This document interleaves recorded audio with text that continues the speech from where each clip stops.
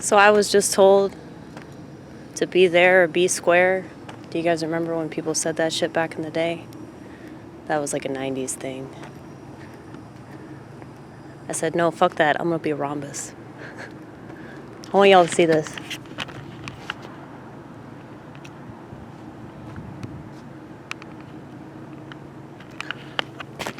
A lot of people would say that all those people that are the current patrons of that bar over there are very, very selfish and self-absorbed.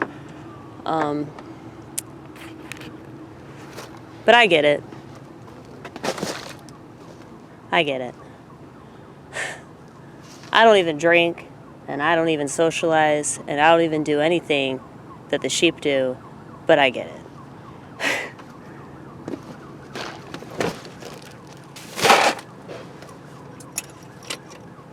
They're getting their bar in because what they think is going to happen in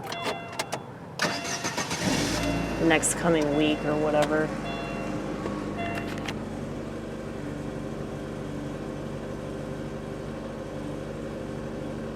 I'm trying not to think about it myself because I feel like the more that I worry myself about it, the more worked up that I get, and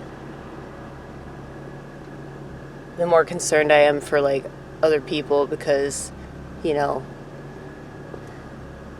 I could be worried about myself, but there's like really no point because like I don't have children, you know, like I'm more worried for other people and their kids and what they're gonna do.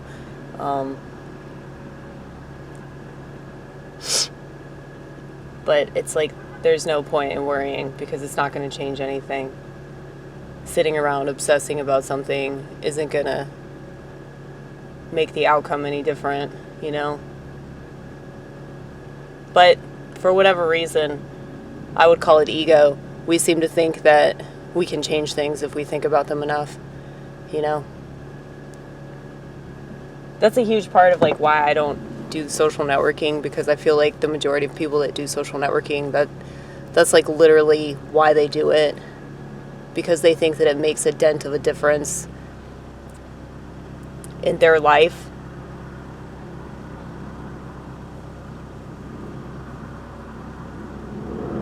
I mean, it does make a difference, but not a positive one. I know that nobody's asking me in the vortex for my opinion on social networking, but there it is. You don't even have to pay me. Yeah, I've been wearing this boot. I got this boot back in like 2010, which was the year that like everything went into maximum overdrive. That was also the year that, what am I allowed to call them now so that I don't get banned? 2010 was the year that Barack Obama legalized homosexual marriage. Now I don't have any problem with homosexuals, okay? God loves gays. Like, the reason why they went off the rafters is because of all this persecution in the church, which is dumb, considering how much the church does and gets away with. That's way worse than, you know, two gay men consensually engaging in sexual activity. That might gross people out, that might make people sick or whatever, but, you know, it's their life. It's their life and it's their afterlife, you know? That's the way I look at it. But because that was legalized and it became like more mainstream in the culture, and when it became more mainstream in the culture, that's when things started to really amp up. And a lot of people don't really correlate those two things, but they are very much a contributing factor into the demise of Western civilization. And like I said, this doesn't have like as much to do with gays as it has to do with the long G. The long G that I complain about quite frequently, because it's the long G that always promotes really horrible policies that make people even more biased than they already are, okay? Like, I would go so far as to say that the main reason why there is racism in this country is because of the long G. Giving people more shit to fight over and blame on somebody's identity, you know? That's my 2 cents. I know you weren't asking, but I gave it anyway, folks. No, I love everybody, okay? There's no group of people that I scorn, because we really don't know what anybody's going through. A lot of the time, we don't even know what we're going through. So it's very presumptuous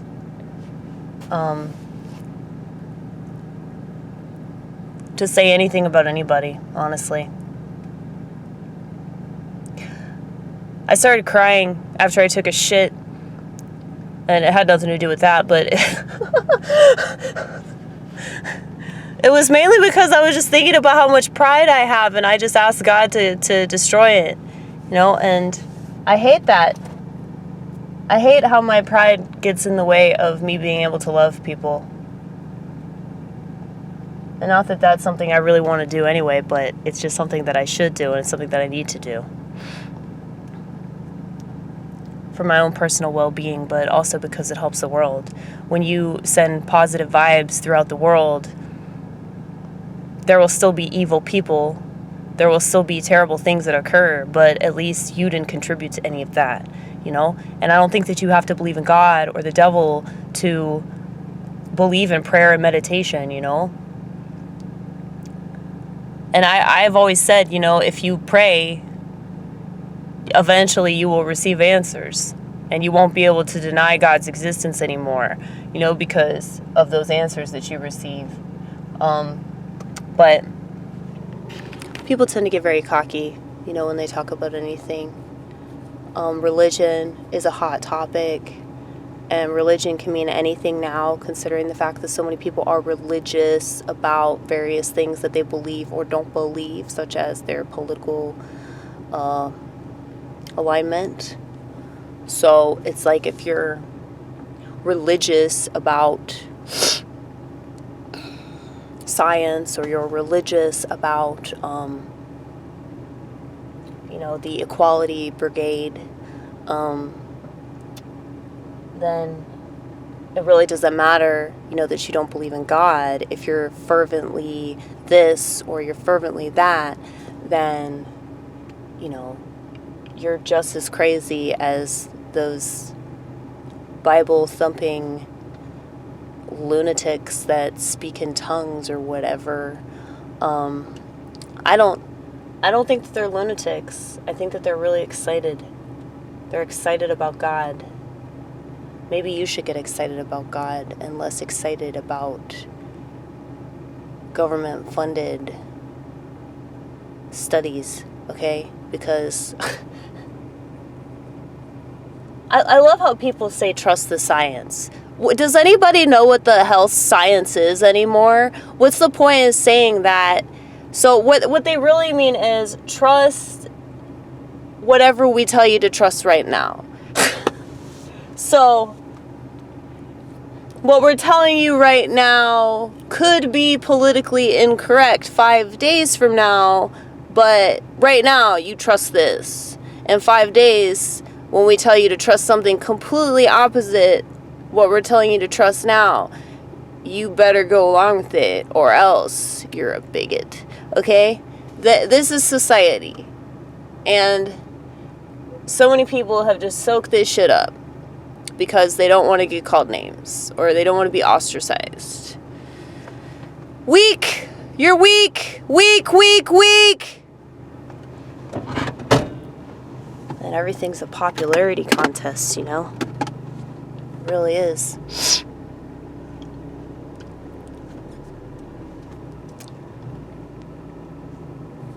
Apparently, the easiest way to be the prettiest girl at the ball is to have a bunch of likes on social media. Like, people that are on social media all the time, and this is why I take breaks from YouTube. Whatever I do on YouTube, it probably makes it seem like, you know, I'm a raging hypocrite because I yell at everybody else for constantly documenting their life. I don't constantly document things. I don't, because I hate it. I hate excessive documentation of everything. But what I do document, I don't like tell myself, okay, you can't document that because that's too personal, or I don't know. It's like I let it all hang out, just like my life. Like, what you see is what you get. And that's why people can't stand it, because they don't like what they get. But that's stupid, because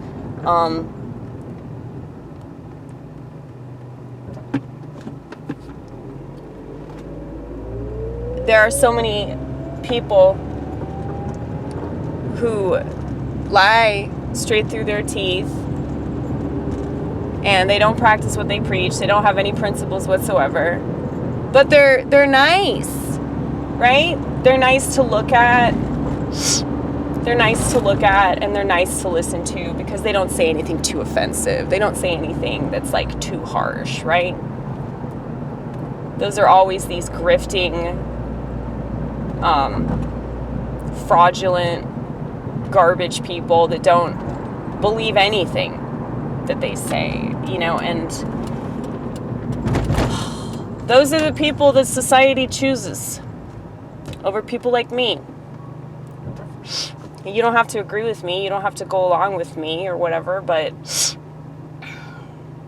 it's like, how narcissistic are people that they have to agree 100% with everything that a person says or does? That's just so ridiculous, man.